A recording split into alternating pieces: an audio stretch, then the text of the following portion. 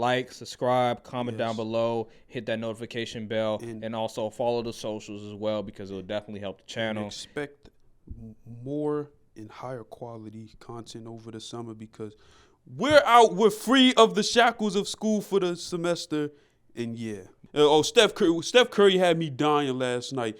Dude wasn't doing much of anything. Got in the fourth quarter when they had like a 3-point game, hit a 3 and hit some few more shots and started shimmying and stuff. I'm like, oh, this dude, man, it's crazy. Dude, I never really paid attention to it before. I've been like, Steph, he just, this dude is a front runner. One of the biggest front runner I've ever seen. I've been blind to it before because I don't really pay attention to that kind of stuff. Like, oh yeah, if you hooping, you can talk trash. But I'm like, this dude literally only does that when they're up or when he finally hits a shot after going like 2 for 12. Nah, Steph, he's always been the biggest front runner. Like I remember there was a photo of him and he was like, you remember the Randy Moss play where he pulled down the pants, whatever, to the Packers. Yeah. That's what Steph essentially did that to. It may have been the Cavs. It may have been the Cavs crowd, and nobody talked about it. But there was like a photo of it on Twitter that they showed, and it just shows you that just the difference between like some of these like star players and the treatment that Steph gets, and it's not always equal. Yeah, because man, Steph, that game last night, you showed up in the fourth. I'll give you that. But your team was already gaining momentum. You wasn't the catalyst for that. Nah, that was Andrew Wiggins. Andrew Wiggins was the reason why they was able to bust the game wide open. True. See, y'all got to put some respect. Andrew Wiggins, he may not be a all-star starter. He ain't no scrub though. Yeah. And shout out Kevon Looney, man. He's grabbing 21 boards, man.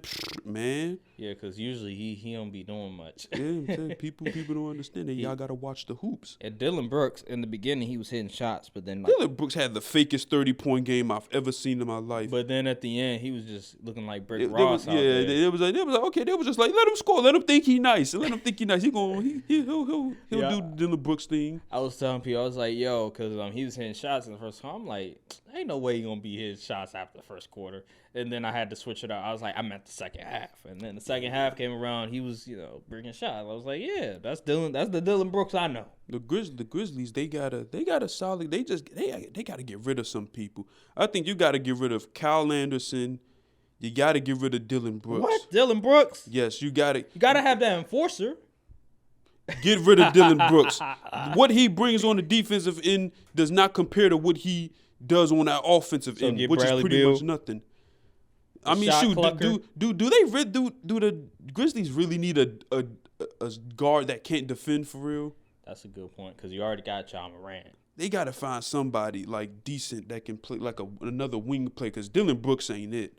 Yeah, because really the Grizzlies without Ja is basically the grindhouse. They're basically the Grizzlies of 2015. I tweeted. You can tell Dylan Brooks when he gets the new 2K, he immediately goes and puts his own stats on the 99 because that's what he plays like. Bro, his jump shot is hilarious. It's so weird. It's like he's pushing the ball. It's not like he's shooting it. It's actually funny. But yeah, the Grizzlies, y'all shouldn't be discouraged that y'all lost to the Warriors. The Warriors are a veteran team. They got vet leadership, and y'all almost took them to 7. So y'all honestly shouldn't be discouraged as a fan or a team. Y'all probably going to start running the West.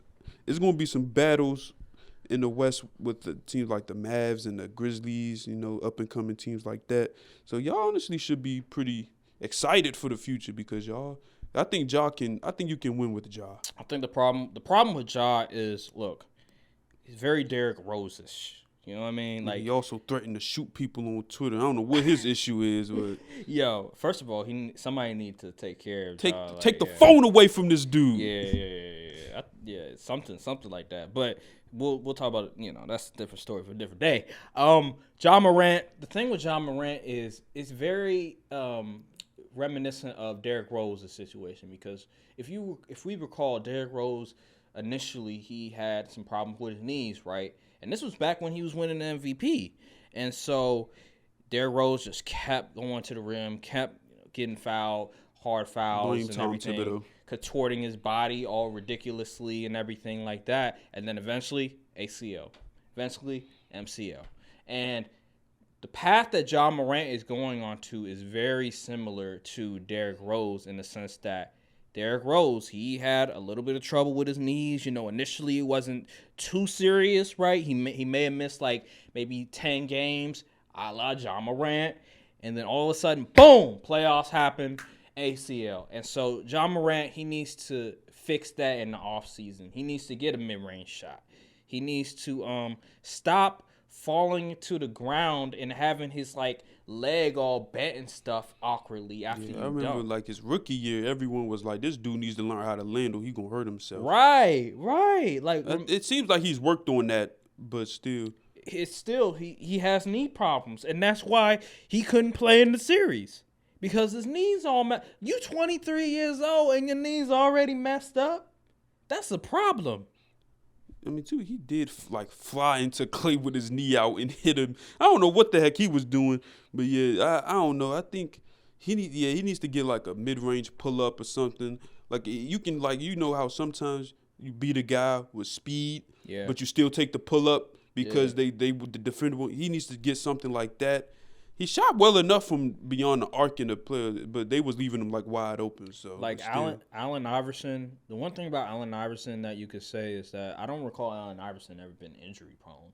Like he's been available for the most part of his career. Now, eventually, age, nutrition caught up to him, and so he didn't adapt his game to the times, a la James Harden. But Allen Iverson made sure to not he had a mid-range game. He even though he went up to the trees and all that other stuff, he still was able to protect himself, right? So I guess Ja Morant could take a page Allen Iverson because Allen Iverson, he was a warrior. He played a lot of games instead of trying to be like Derrick Rose or early Russell Westbrook. You know what I mean? Because you're going to have a short shelf life if you continue to do that. And it will be weird if we have... that type of play style isn't very sustainable for guards. Giannis can get away with it because he has the frame and the length pause to do that. Like he doesn't really have to jump as high as most people to do all that kind of stuff. And he's bulky, so he could take the bumps and bruises better. It would just be weird to have the top two picks having problems with their knees, problems with their legs, whatever, at an early age, like with Ja and with Zion. So I don't want to see that, especially since it's a new age thing because everyone's like, oh, the athletes these days, they so much more athletic. They all hurt. That's because they can jump out the gym, but they're hurt all the time. That's because, bro, they don't have no discipline.